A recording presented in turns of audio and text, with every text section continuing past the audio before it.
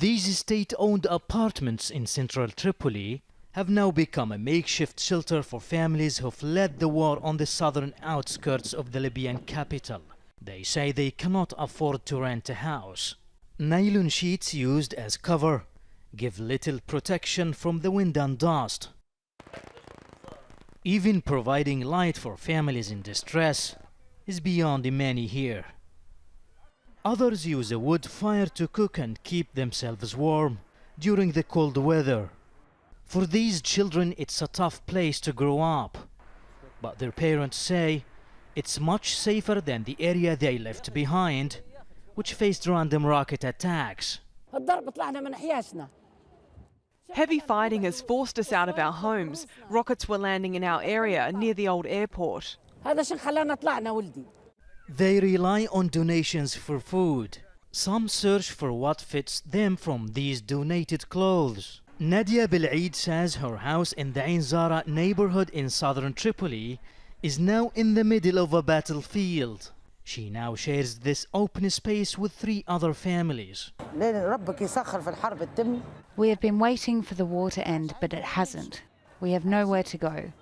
You cannot rent a house for less than $500 a month.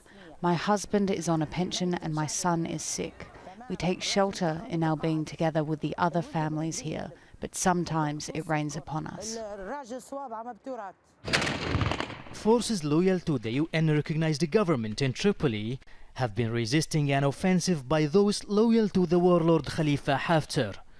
The 8-month battle for control has taken a toll on civilians. Hundreds have been killed or wounded by random fire or airstrikes. Nearly 130,000 people have left their homes. Some displaced families live with their relatives. Others left the country. A number of schools have turned into a makeshift shelter.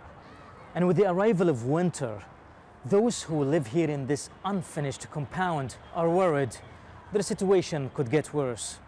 Over the past 7 years, several housing projects have been halted by political division and a lack of security. And the high number of internally displaced people has created a huge demand for housing. Rent prices started increasing when the war started in the east of the country in 2014 because most of the displaced people moved to Tripoli. Since the war spread westward in April, landlords have been doubling prices because there are no cost controls.